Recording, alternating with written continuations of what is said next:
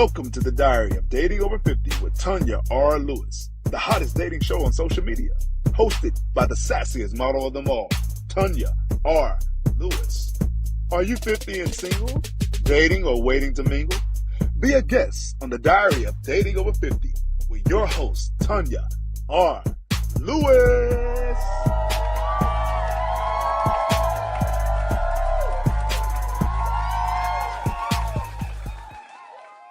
Hello, this is Tanya R. Lewis with the Diary of Dating Over 50, and I'm honored to be sitting here with Dr. Arthur Vaughn. He's invited me into his home, and we're going to dive right into his life. Dr. Vaughn, Yes, ma'am. introduce yourself to us. That's how I do it. I'm Arthur Vaughn. Lived in Marietta for the last 30 years, originally from New York. I absolutely love Georgia. This is home, and I'm just happy to be here this evening. All right. Okay. So we're going to find out about Dr. Vaughn's life when he was a kid. So can you share a bit about your childhood and how it shaped you? Sure. Well, I'm the youngest of 8. I do have a twin sister, but I'm still the youngest of 8. Wow. I grew up in New York, 2-parent household. A lot of people act like we didn't have that. What they would call now a working class family. The son of a sanitation worker who was the son of a sanitation worker. Oh, wow. My dad finished 9th grade, went fought in the end of World War II, and in Korea. My mom completed the 9th grade. She was part of the Great Migration. Her family was part of the Great Migration. She finished 12th grade and spent her whole career as a federal employee. And because of them, I've been able to do everything that I've been able to do since, right? So, Were they big on education, even though they weren't, where your father wasn't fully educated? well, my mom was, like a lot of first generation families, they didn't know the mechanics of it. Mm-hmm. How do you go about getting beyond this point?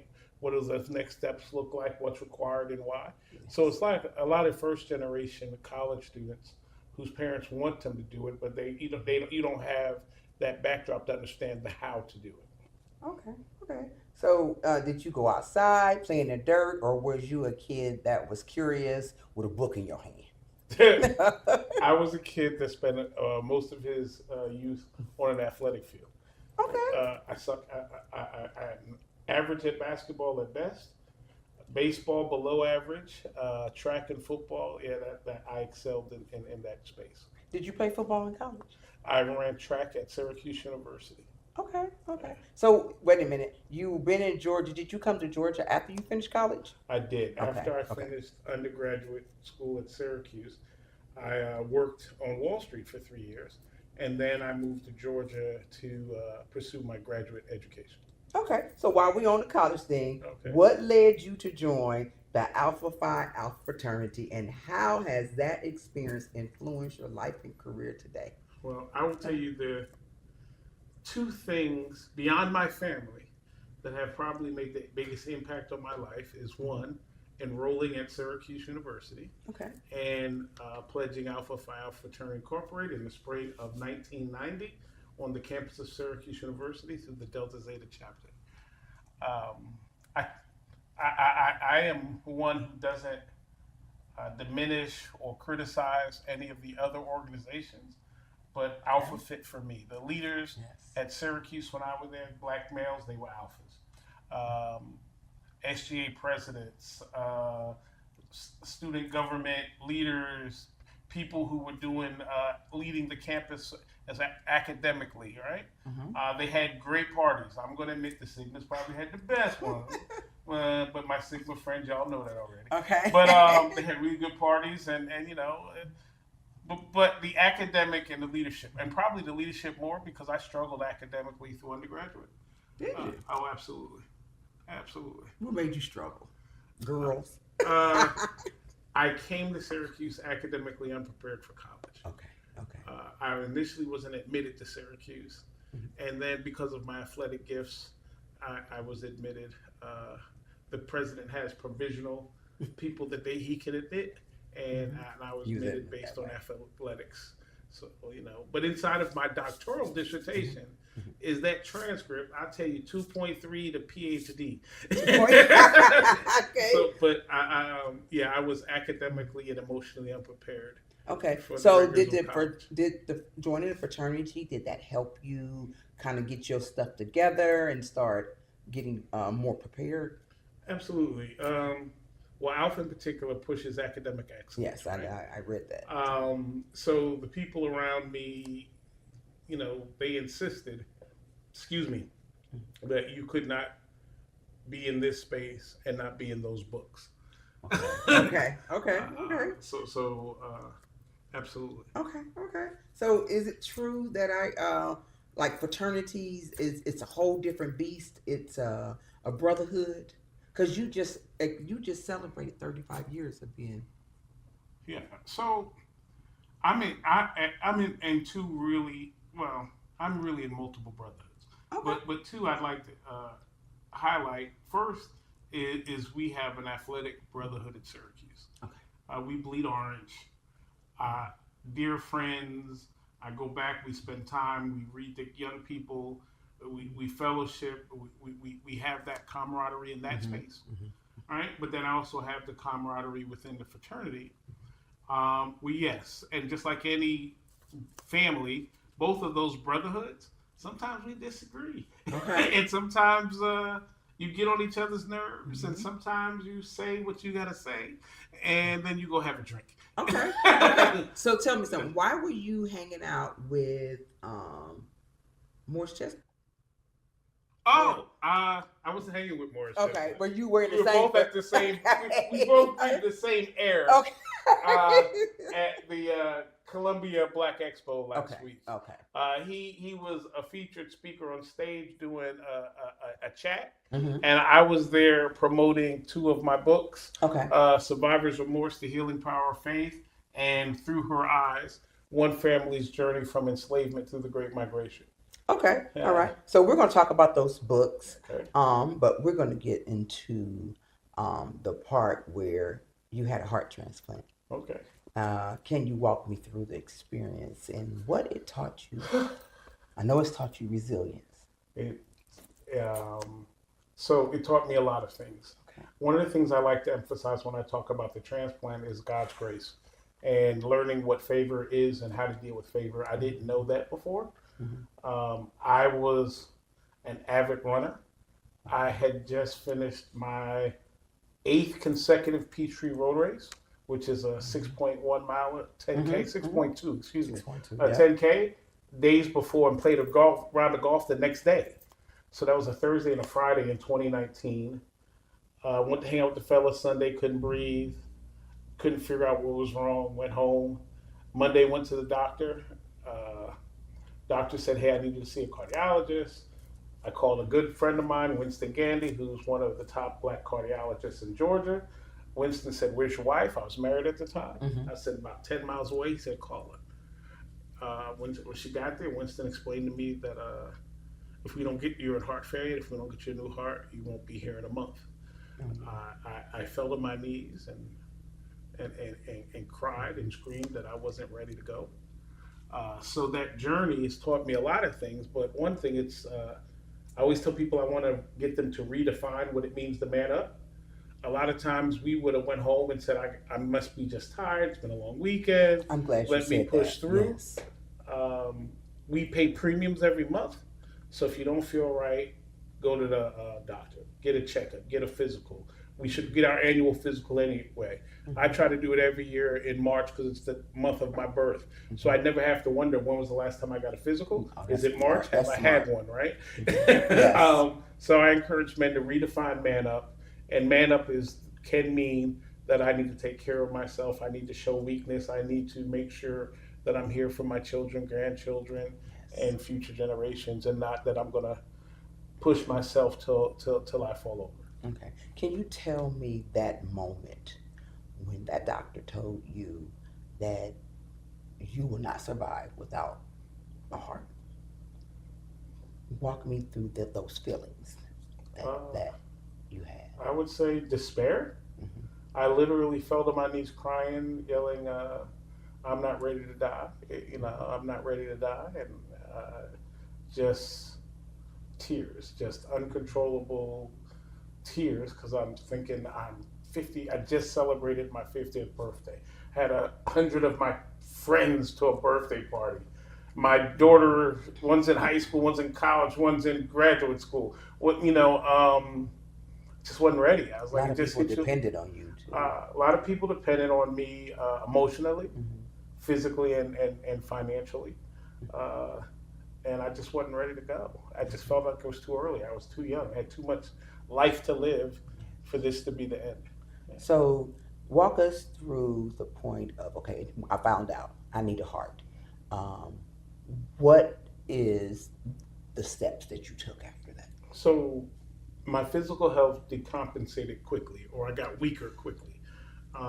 So I was in and out of consciousness. So I had an angel of a wife at the time who made sure that when I was coherent, when I was lucid, that I understood everything that was going on. Just wait a minute, did they put you in the hospital instantly? Oh, the ambulance came to the doctor's office, took me to St. Joe's. I got worse. Took my first helicopter ride ever from St. Joe's to Emory. Wow. Um, His first and only helicopter ride. Mhm. And then they went and put a defibrillator and a pacemaker here immediately. And I just kept getting worse, and I got in and out of consciousness. She helped go through the process. It is not for the faint at heart. They get on the list. They pry into your family history, your childhood history. When was the last time you went to the dentist? How often do you go to the doctor? Do you smoke? Do you drink? Do you have an STD? I mean, they're checking it all, right? Asking about mental health and family history, because they really want to make sure that you're whatever deserving means, that you're deserving of this organ, right? So you can't fight with them on that, right? You just got it. Whatever they're asking for, You got to give don't it to them them. say it's none of your business. Yeah, it's their business. Yes. Give them what they need. And we also learned that there's too few people of color on the transplant list. Wow. There's a huge mistrust of the medical structure, whether it's through Henrietta Lacks or the Tuskegee experiment or these various things that we've gone through. The gentleman out of Montgomery who they consider the father of OBGYN, Mhm. right? All these abuses of African Americans in the health field. Mhm. So there's a large distrust. So there's not enough Yes. of us on the transplant list, Yes. but we overwhelmingly are on the list to get an organ. So we have to have that conversation and build some trust between us and the medical enterprise. But you go through a lot. They ask a lot of questions, and most people are on the list for years. Yes. All right, I was on the list for 4 days. Wow. So from being admitted to getting a new heart for a total of 14 days, and I was on the list for 4 of those 14. My mom was on the list for a kidney transplant, and she got one in a couple months. But when they call you, but you were in the I hospital. was in the hospital. But when they call you, you have to be ready. You have to Yeah. go just like Gotta that. stay ready. So were you on assistant, like the breathing machine, all of that? No, Or- initially they put what's called they put a pump basically In in, your- my in your- left leg, right, yes, in, yes. in the femoral artery. Right. That pump wasn't strong enough, so they replaced it with this thing called an Impala. There was only like 2 in the whole hospital. Mhm. So at that point, my heart had, and I won't get into EF and what all that means, Mhm. but at that point, that machine was keeping the blood flowing. My heart had completely failed. So it wasn't working. So that anymore. was keeping your The heart going. machine was keeping the blood moving through my body. The heart was done. Yeah. That So tell function me, was done. when they came in there and they said, Dr. Vaughn, we got you a heart. So I'm a little silly, right? I know you So- are very silly from your folks. So he came in and said, "Hey, I'm 98% sure I have a heart for you. We sent the jet to go get it." 98%. I was like, "Emory's got a jet." He's like, "Bro, did you hit a heart?" Heart part?" part? I'm like trying to figure out, y'all got your own jet, but You know yeah. what? So it had to be within 500 nautical miles of where the hospital is. I didn't care the difference between a regular mile and a nautical mile. All I knew was you were going to get one. Right. And I would hit him on the chest, happy, thrilled. I didn't even realize how hard I was hitting the surgeon, because I was blessed to have the chair of cardiothoracic surgery at Emory as my caregiver, my surgeon. Mhm. So he's the head of cardiothoracic surgery for Emory. He's the doctor that all the other doctors said if they had to have somebody cutting on them, That's the that's one who you they want. want to cut on. And how did you get him? How did it was All of that. just all Some of my friends were like, "What?" So I used to be fairly involved in politics. They were like, "What Mhm. senator did you call? What congressman?" Yeah, did you because I heard you say you'll call somebody for the police and get somebody out of jail. So don't be telling a secret. Everybody now you have people call me Yeah, for the plug. call him when y'all no. need to get out of jail. No, you call the bail bondsman. Okay. Or keep you behind out of jail. And you got to worry about it. But it wasn't any of that. It was God. I tell people this tattoo on my arm is Genome. It means but God. We do these things, and God wasn't finished with me yet.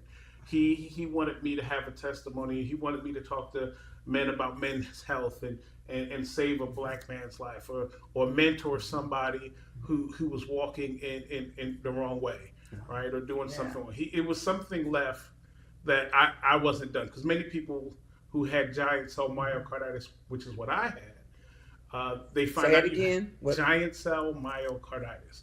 That means Anything you're myocarditis enlarged? means heart, right? Mhm. Giant cell meant yes, the cells in my heart were growing, and it was my immune system was attacking my heart.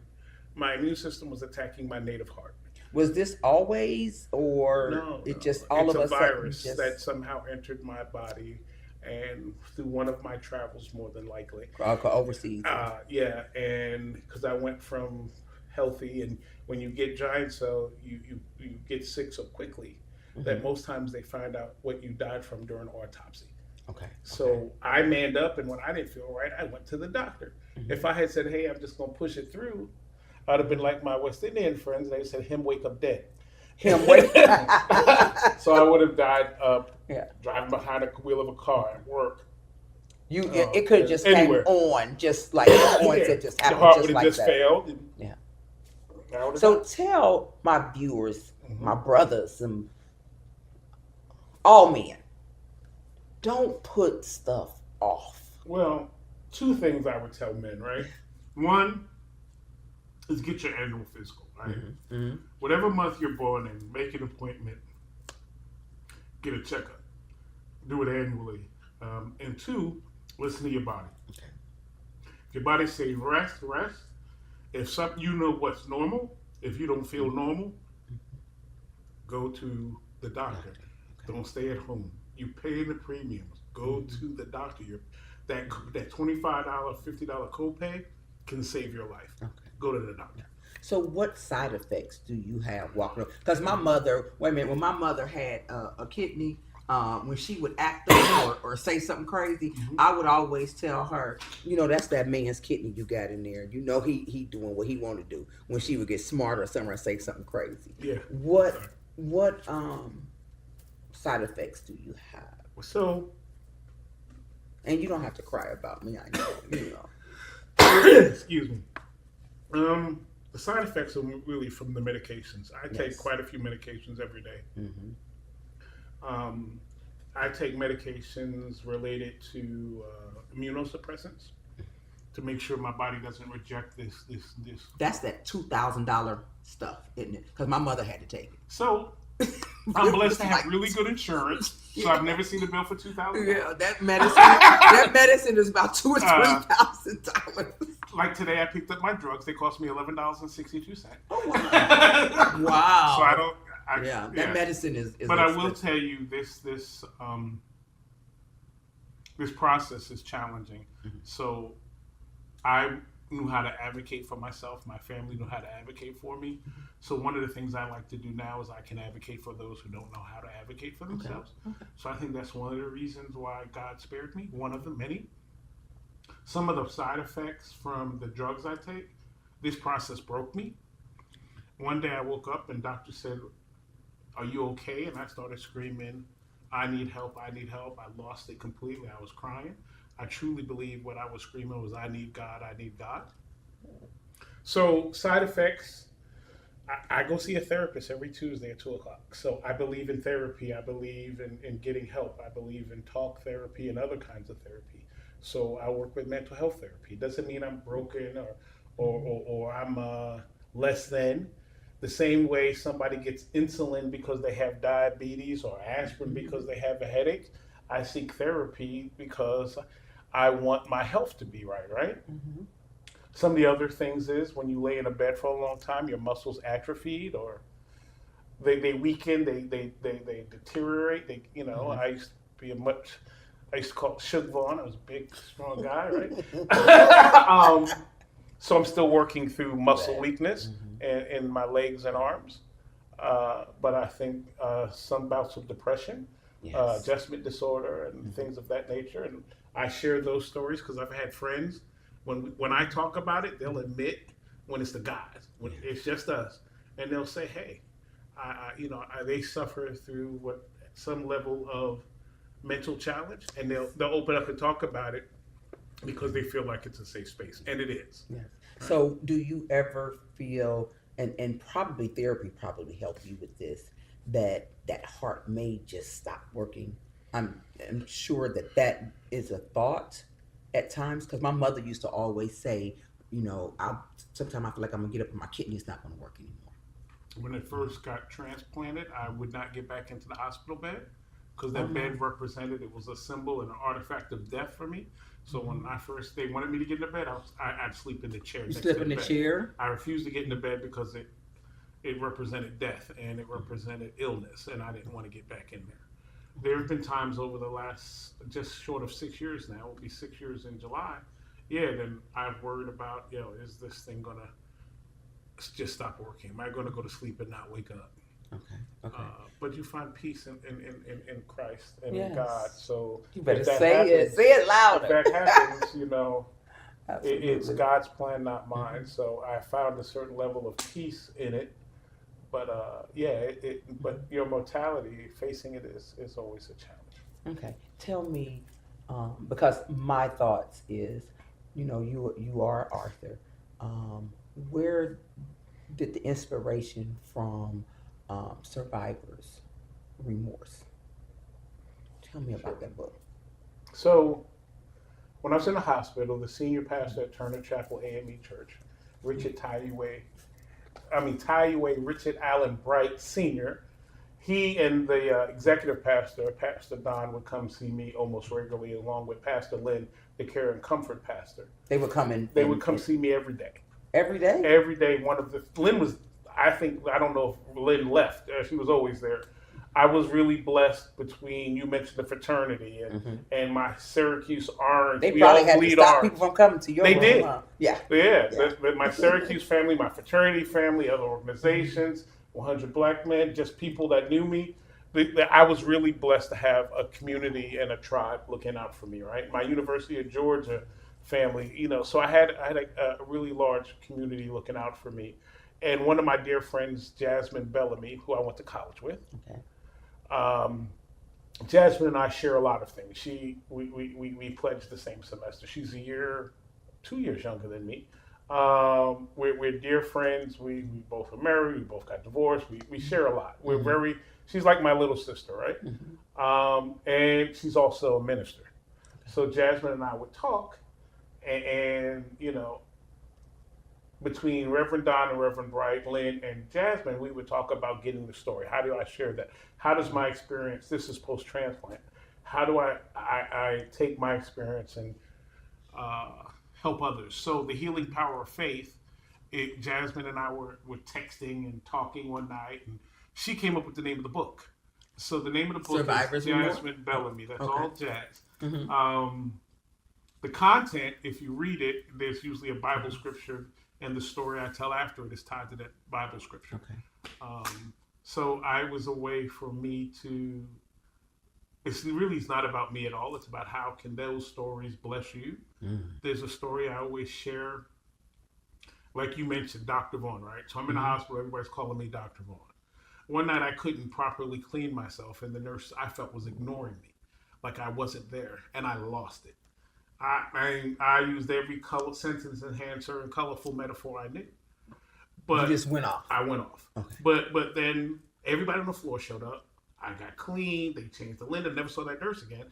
Doctor showed up, right? But there's a scripture where Jesus says, "What you do for me, do for the least of me." So I'm thinking, if you call me Dr. Vaughn, what are you doing for that older person that can't advocate, doesn't know how to advocate for themselves? That younger person, that wife who's caring for a husband, that husband caring for the mother. How if I can advocate for myself. I have people around me that can't advocate for me. If this is happening, if I feel this way, how do they feel when they don't know how to speak up? Yes. So this book is all about how can it be a blessing to someone else. That book's not about me. It's about being a blessing to others. Okay, I see that. So, the new book, Yes. what's that one? Through Her Eyes. Through Her Eyes. Through Her Eyes, one family's journey from enslavement to the Great Migration. So I got divorced. You have a lot of stuff in your head. I do. So I got divorced in 2020, right? During COVID, huh? Yeah. So in the midst of moving, I unearthed these letters that my grandmother had written, family history, letters she would write when I was in college, right? She did that for a lot of my cousins. And it was the family history. And I really enjoyed writing and the creative side. So we traced my family history back to the early 1800s.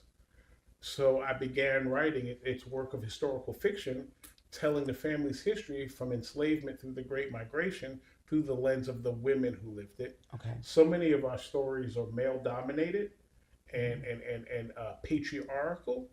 This is talking about the matriarch of the family. Okay. The person who I knew on Sundays, we were going to be in Brooklyn at my grandmother's house. Didn't matter where you went to church, all the cousins, we knew dinner at 2:00 at grandma's house on Sunday, right? Yes. So I really wanted to tell these stories through the lens of women and what their experience was through enslavement and through their Great Migration. Okay. So where did that take you going back to the 1800s? Where was your family? Where were they at? Sure.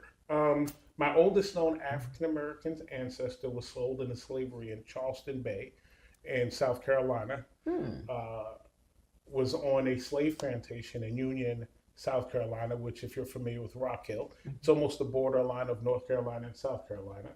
There's an AME church there, Paradise AME Church, where and next to the church is a cemetery where my enslaved and freed ancestors are buried.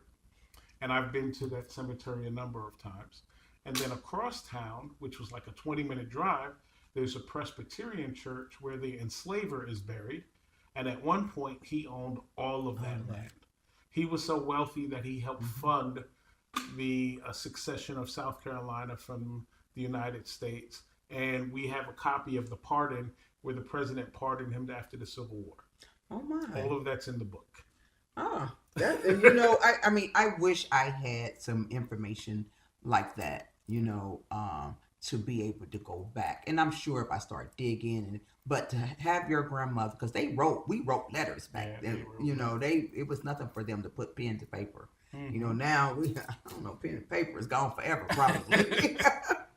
Okay, so so you're real big with the HBCU schools. You have a scholarship. I do. Yes, I see that. We have, I've started giving out a scholarship, I think around 2003, 2004 was the first one, to a young lady named Brittany White, who graduated from Marietta High School. Okay. Brittany is now an assistant coach for the University of New Orleans women's basketball team. And I was in New Orleans for 6 months last year, and I connected with Brittany and got to see her, and she's thriving and doing amazing things. So we've been giving out that scholarship since then. And I'll tell you, Kennedy, my middle daughter, when she was at Savannah State when I got ill, and I was worried about how to pay her tuition, and Savannah State said, "Don't worry about it, it's done." Okay. It was taken care of. They said, "Yeah, that you got other things to think about." So that fall, her tuition was, and so now. We continue that scholarship, and Kennedy's now taken over as the representative for the family in that scholarship, learn what I call the family business. And now it goes to a student attending Savannah State, Albany State, or Fort Valley State. That's amazing.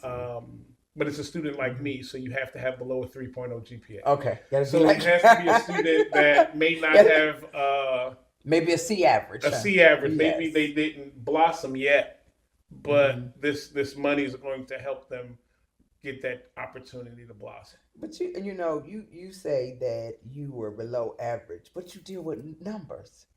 You're a financial man. I blossomed and flourished later in life. Okay, I got you. But you know what? I noticed that you support a lot of young folks. I do. You just supported a basketball team, a player. Yes. What school was that? It was Oh, several. Des. Yeah. You talking about Desmond Glover, Yes. Morris College. Yes. He's Dez's dad has never been in his life. His mom has stage 4 cancer.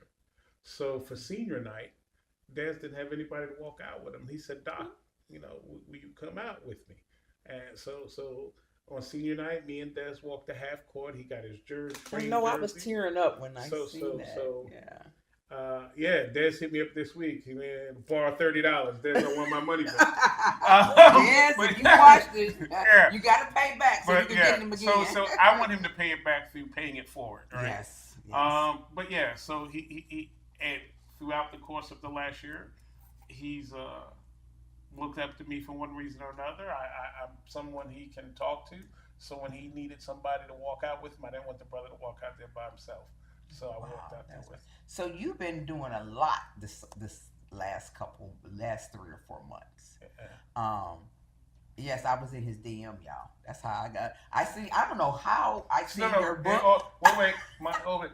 She's on my Facebook profile, not DM. Don't get me no trouble around here. Your messenger. Because when I seen him, like his accolades and stuff, and I was starting the Diary of Dating Over 50 because my podcast is just not about single people. Yes. It's about people in relationships and people that are married because married people give us hope. And my slogan is there hope or is it a joke? But when I seen all the things that you were doing, I was like, I want to talk to this man. I want my viewers to hear what he got to say. Why did you say yes to me?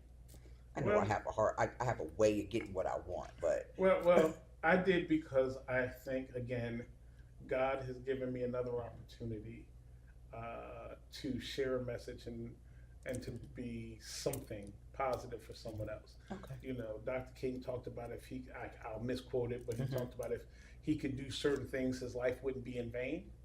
Right? Yes. So I was like, if somebody can be blessed when I talk about my transplant and know that hope is not lost.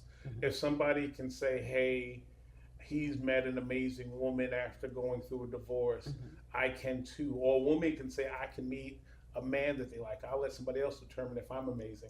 But, I'm sure you're amazing. But there's hope, right? Yeah. There's life after trauma. Yeah. So I like that. if I can be that for someone and that I may have never met and may never meet, why not? Not just because I'm an amazing podcaster, y'all. It's just because of that too. what he said. Yeah. So, is Dr. Vaughn in love? Y'all know I was gonna go there. Yes. Okay, tell us about this special woman. I got to meet her, y'all, but so I'm not. She didn't give me permission to say her name, so I ain't gonna. Okay, we won't put her out there like that. We learned about being Facebook official last week. Oh, y'all Facebook. Tell me about Facebook official. Well, What's she Facebook learned official? what it meant, right? What does that mean? It's the first time you advertise your relationship on social media. You become social media official. Official, yes. Because as soon as you put them on Facebook, something happens, don't it? Yeah, something always people, happens. ooh, y'all look cute. Ooh, who's that? Or some people unfriend you because they're like, damn it, I don't have a shot no more. Right. Whatever it is, Right. So I'm. Tell them where you met her at first. Sure. Because people think online it doesn't work. Well, often it doesn't. Online dating is not for the faint of heart. There's a lot. So I met her on Facebook dating, and I didn't know it existed until one of my frat brothers was like, "Yo, you ever tried Facebook dating?" I said, "Is that a thing?" And so I met her there. We're both UJ alum, and she'll tell you the only reason she gave me a shot is because I'm also a UJ alum. Whatever it takes. So go Dogs. And I met her there February, I guess. Well, the first time we went out was February. It's been great ever since. She's a double dog. That means she has 2 degrees from Georgia. Okay. So how do you tell a woman that you just start dating and that you really like, how do you tell her you walking around with somebody else's heart? I honestly don't know when and how I told her. Huh. But it came up, right? I know it came up because it's part of who I am. It is. It's your story. And Or your testimony. I think people should have an opportunity to understand that while I have been broken, I'm not. While I have had a scar, I'm not broken. Right. So I just think it's. I don't want it to be certain things you got to lead. You got to tell early, right? Yes. So you got to give them the choice, right? Right. And that's only fair. So I don't know how early it came up, but I shared it because it's just part of. It doesn't define me, but it's part of who I am. It is. And you guys know I am a brand ambassador for John. I'm a testimony, and Dr. Vaughn, he seen me pose, because I would pose it in that shirt, honey. He seen me pose it in the shirt, and he said, "I like that."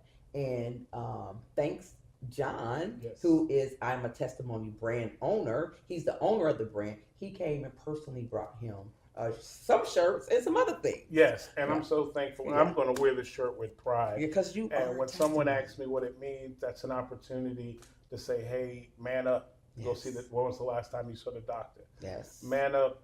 You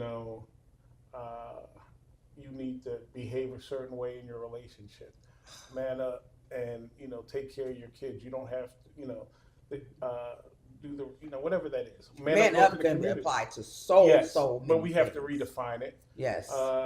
Depending on where you grew up, a lot of it was bravado. It was about, it was dangerous because sometimes, at the slightest slight, you were ready to go to blows or worse. At the slightest sense of disrespect, at least that's where I grew up, right? So, and so, sometimes being a man saying, "Hey, you got it, bro," and you walk away. Yeah. You don't want to risk. What for? Okay. What for? Okay. So looking back, what do you wish you had known about love and relationships when you were younger? So I got a lot of bad advice from my older brothers. They told Worst advice ever. Worst. So I don't think they told me one good thing. That probably shaped some really bad behaviors and really bad things, right? I use the phrase and dying to oneself.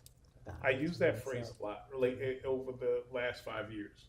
So I think learning and trying, and I'm not perfect. I slip up, right? But understanding that put other needs before your own. I'm learning to better see things through somebody else's eyes, so I can govern my behaviors accordingly. I don't have to lose myself to die to myself, but I also have to be more considerate. Yes. And what my actions impact other people. Not be selfish. Not be selfish. That's part of dying to oneself, putting your own ego, selfishness away, and really being a better person for others.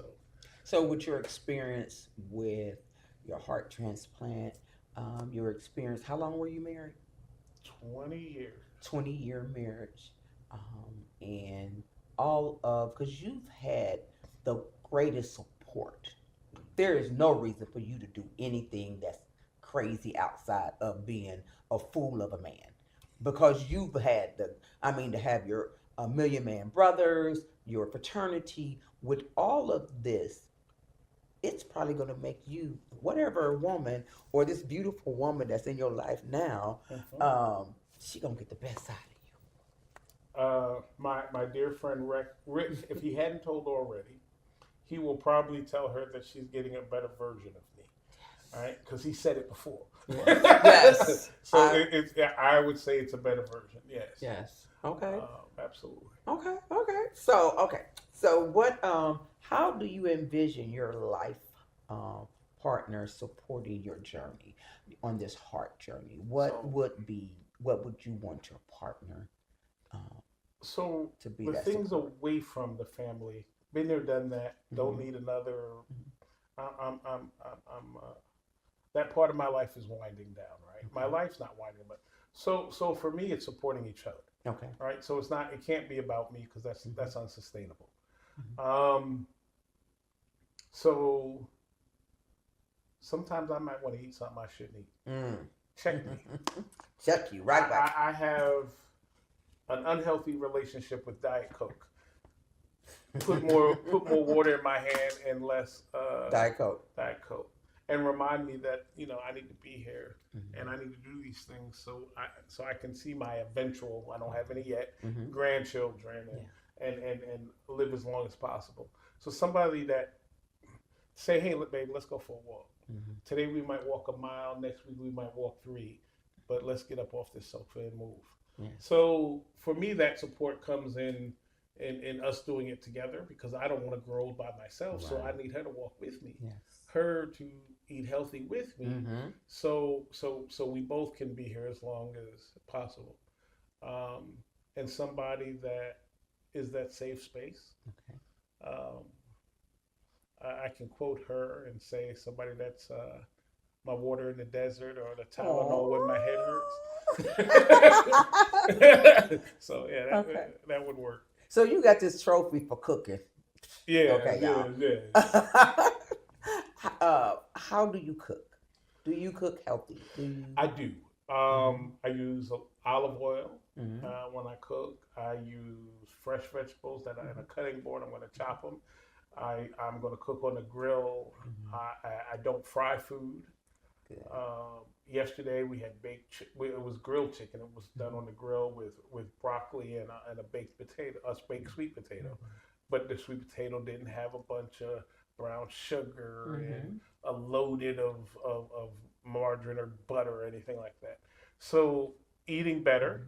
Okay. A salad is always good, but so it's a lot of when I cook a healthy, Yes, that's what I try more to healthy do. food. Yeah. I know one thing. It's attractive, and man, it's sexy when he can cook. And when she was describing over there talking like, "Oh yes, I love that he can cook," and her body was going like this. And I was crying. I said, "Yeah, he got her now. He got her now." Okay. Okay. So if you could tell our viewers out there, especially the young man, okay. what would you say to them? Well, one, you just got to be yourself, man. Be who you are. Don't, they say pigeons fly in flocks and eagles fly alone. Oh, Be an eagle, right? You don't see a flock of eagles, but you'll see a flock of pigeons, right? never heard that before. Yeah. So be the eagle. The eagle will fly alone. The eagle is the more powerful bird, and he can stand, or she can stand. I don't know. I guess eagles are women. Yeah, I don't know. But yeah, They're the eggs women. and everything, whatever. But you can fly your own. You can chart your own path, Mhm. right? You can, whether you choose to do the route I did and go get a college education, or if you choose to go into the military, or you choose to enter the workforce. All of those are valid choices, Mhm. but do something. Make sure you can provide for yourself and your family spiritually, emotionally, and financially. And I made sure I put financially third on purpose. Why is that? Because if you're going to be the head of your home, you have to cover your spouse, you have to cover your kids spiritually. I'm not telling you what to believe, but believe in something. Emotionally, you have to be in a place where they don't have to. They need to feel secure, Yes. and they need to feel protected. They need to feel that they can be vulnerable, and then financially, because Yes. everybody's not going to make 6 figures. Everybody's not going to make 7 figures, but you still can provide with That and, mental and that spiritual. So, It's yeah. worth all the weight So in gold. we have to teach our young men it's okay not to be okay sometimes. Mhm. And to say it. And to say it, and that therapy is not a bad word. The same way we talked on Tuesday about the Pacers cheating my Knicks out of game That's 1. what you talk to your therapist about? No. I Oh. talked to her about other stuff. Yeah, but the Well, they same way. cheat the But I Cavaliers want anyway. men to normalize discussions of mental health the same way we normalize discussions about athletics, right? So that's really the point. Can we normalize those conversations with each other? No, we don't have to be in a huge group, but can we normalize conversations about our mental and physical and emotional health the same way we've normalized scores of games, right? And do you know, I think more relationships would last if men did just what you said. But so I'm gonna give a counterpoint to that, right? Okay. I don't disagree with your point, Okay. but the same way a lot of men, so again a generalization, we're taught men don't cry, men can't be weak. A lot of women were taught if a man cries, if a man shows weakness, I can't be with him. Right. So we both have to figure out how do we unlearn what generations of our families have taught us. I want you to cry. I want you to tell me. But we got to unlearn that, because I can't be weak if you're going to see me as weak. So I can't be vulnerable if you're going to see me as weak. So now I'm pretending and I'm going to build up. And then when I explode, because I've let this build up in me, then we have an issue, right? Yes. So we both, so I'm not blaming women, but both men and women have to figure out how to accept the other one's vulnerabilities. Okay, so what is in the future? I know you have this beautiful woman in your life. I do. And I know you're glad you're off the dating market. Oh, yeah. Oh, my God, because I wish I was too. But anyway. So the future is bright. What's in your future? The future is bright. We both have agreed we date with a purpose. So we're not sport fishing. What's the purpose? Well, the purpose is... She gave me a list of questions to ask you. Oh, so come on. So the purpose is a lifelong relationship, but the purpose is marriage. The purpose is to grow together and to grow old together, to have her kids and my kids become friends and family. Yes. To eventually have grandchildren, but to live whatever is left of this journey together. So are your daughters, because you got 3 daughters. I do. That means you couldn't make no boys. I'm good. Anyway, but are your daughters overprotective of you now? No. I asked the girls, I said, one thing I will never do is badmouth their mother. Right? Absolutely not. I will tell people it just didn't work. Yes. And I asked them one time, they said, hey, how would you feel if me or your mother dated? Right? And they said, well, y'all are old. We don't care. Oh. We just not going to pretend we like her if we don't. But go do you. Okay, but that's a good answer. So other than the old part, yeah. But so no, they're cool. They want us to be happy. Right? And if we can't be happy together, I would say in passing. We went to a recital and they were between shows. It was in passing, right? But that's in the near future. Absolutely. That's in the near future. Absolutely. So what is the future with you and her? What is it, tell me the steps. Where we going? Where we going? Yeah. What's next? What's next is we're going to continue this journey, and if it stays on the same path it's on now, there's probably a 3-carat ring floating around. And then I'll have to get her one because there's probably but no, seriously, if it keeps going the way it's going, I've met her 2 children, a boy and a girl and a boy, male, female, whatever. They like me. All indications are they do. High school graduate this week, college graduate 2 weeks ago, a week ago, right? So that's good. Okay. Yeah, that is. Now it's time for mom. It's mommy's time. Yeah. So, but they like me. We get along. I texted daughter secrets when we were going to surprise her for something. I forgot. Was it Mother's Day? Mother's Day. Yeah. Right. So everything's going really well. I'm happy. You have a great sense of humor, and I'll be reading some of those. What was that one thing you posted about something about the workout? Oh, I said a man proposed to his wife at the gym, and she said no. Then I said, I guess they're not going to work out. Right. That's the corny stuff. It's corny. But it's funny. It's dad jokes. Yeah. And that's good that you have a sense of humor, because at one time it was dark for you. I'm sure it was. It is. Yeah. The challenges is daily. I went to the doctor today. The challenges are There's ups and downs in every day, but that's life. Ups and downs. Mine are the set. Mhm. Somebody else has a different set. Somebody's Right. out there trying to figure out how they're going to eat tonight. Yeah. I don't have that challenge, so I remember that and never let myself get too high or too low Yes. because there's somebody that's got things you never know. You never know. But Well, for the grace of God, go I. Yes, it's amazing to sit here and watch how God has touched your life, has touched those doctors' hands Mhm. to crack you open, because they crack you open Oh, literally yeah. and drop that heart inside you. And I have the heart. My heart is 30 years younger than me, and it's from a white male. 30 years younger? Yes, I was 50 when I had the transplant. Unfortunately, some mother out there lost her 20-year-old son. Oh, wow. But his organs blessed me and someone else so that we could live. So you have to pay back that gift, that blessing, all the time, and I never forget that I need to pay back that blessing because that mother suffered. She lost her 20-year-old. Right. Do you But- tell people to become, because I'm a organ donor, do you tell people to, I encourage Encourage people to check that box to be an organ donor. When the Georgia Transplant Foundation calls me, my buddy Bobby Cotton got a kidney transplant, played in the NFL. Bobby says, "Yo, I need you to go speak at the Black Nurses Association. I need you to come speak at AMA. I need you to come speak to this group or that." I just say where and what time. yes.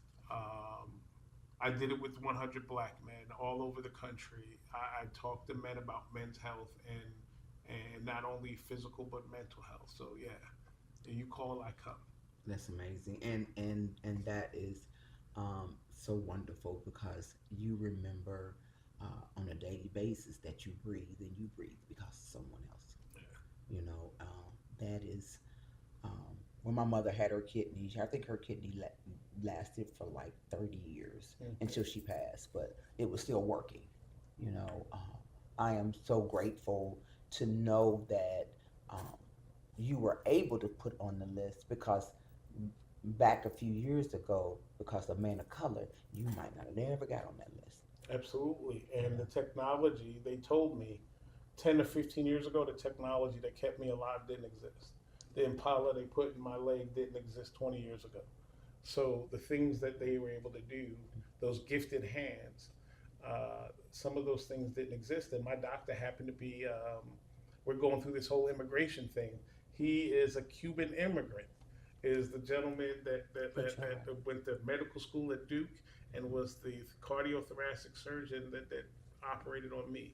So we don't need to act like back. No, we don't need to act like we all immigrants from somewhere. Yes. But he blessed me and was able to use his gifts to save my life. So no. Wow. Okay. Finally, All if right. you could tell Emory Hospital out there and the doctors and the nurses and the people who cleaned the room and everybody that played the whole team, Yeah. the team that took care of you, what would you tell them? Oh, I already told every nurse I see that they're superheroes in navy blue because that's their uniform at Emory, Navy right? blue, Navy yeah. blue. Well, Superheroes in navy blue. They took amazing care of me. The technicians, the people that kept the fields clean and sanitary so I wouldn't get a virus. The surgeons, the anesthesiologists, they all blessed me, and the people around. I mean, they're just absolutely amazing. And when you see a health professional, just thank them. The same way we thank military people for their service, we should thank the young lady I'm dating who happens to be a nurse. We should thank those she's a first nurse? responders. You know what, God? We should thank those first responders the same way we do the military. Thank you for your service. God is so slick. Ain't God slick? God is good. You got a heart and you dating a nurse. Yeah. And I didn't know she was a nurse when I met her. I just knew she was a Georgia Bulldog. Okay. But I mean, And a rabid Georgia Bulldog football fan she is, yes. But he put a nurse in your life. Yes, sir. You know, because he does everything perfectly. God does Okay. everything perfectly. Absolutely. You know, and that's amazing. to have somebody to be able to watch over you. My last question: can you get your heart insured? No. I tried to up that life insurance after the transplant. They were like, no. Whatever you got before, that's all you're gonna have. But you know what I tell somebody? So I want to tell people with any, get long-term disability insurance. Okay. Get it. Long-term. Get your short-term, get your long-term. Mm-hmm. All of us are going to get sick at some point. You never know when. You want to provide that gap for you and your family. So the long-term, let's elaborate on that some. So if you're working, you only get so much. A lot of times you work. Mm-hmm. If you don't have long-term or short-term disability, you get your vacation days paid and out, then that's right? it. That's it. Mm-hmm. Short-term is a certain period of time, maybe 3-6 months, whatever. Right. And then if you're still ill after that, then the long-term kicks in. And until you get back up able to work, and let's say you never can work again, that long-term kicks in, and then make sure you and your family can be provided for however long that is. And if you don't have it, and it's pennies, it's a couple of dollars a month. Yeah, it is. It's right? Not that much. But it protects you for when the inevitable or the unexpected is going to happen. You are definite that you really need to keep pick that, because sometimes we look over our insurance and we're like, oh, okay, I ain't gonna get that. I get that next year, or I'm not gonna. Just them pennies. It doesn't even cost us on a monthly basis. Going out to dinner on Friday is more expensive than getting that monthly. Wow. I like that. Yeah. And I do have long term. I don't have short term. I probably should get short term. Because I ain't getting sick no time soon. That's what I thought. I know, right? All right, closing thoughts. Thank you, Dr. Vaughn. I appreciate you so much. As we wrap up our conversation with Dr. Arthur Vaughn, it is clear that his journey is one of resilience, purpose, and hope. From overcoming the challenges of a heart transplant to his impactful work with HBCU schools, Dr. Vaughn exemplifies the spirit of perseverance. His involvement in Alpha Phi Alpha fraternity highlights the importance of community and brotherhood, and it's inspiring to see his commitment to uplift others. As he embarks on the journey of dating, we're reminded that love can be a powerful force for healing and connection. He got a nurse, y'all. Thank you, Dr. Vaughn, for sharing your story with us. Your insight on life, love, legacy resonates deeply, and we wish you all the best in finding that special someone that you've already found. Let's continue to support one another and lift each other up as we navigate the complexity of relationships. Until next time. Again, my name is Tanya R. Lewis, and I am the Diary of Dating Over 50. And you know that I'm an advocate for sex trafficking. Do not forget my event that's coming up June 28th. We are going to bring awareness to sex trafficking. And sex trafficking can not only be someone taken, but it can happen right in your face. You could be living right next door to somebody that is sex trafficking their children, their neighbors. We just have to bring awareness to it. It's going to be at Club Jazzy, like I said, June 28th in Cleveland, Ohio. I hope to see everybody in Cleveland come out and support this cause. Again, until next time, Tanya R. Lewis, the host of the Diary of Dating Over 50.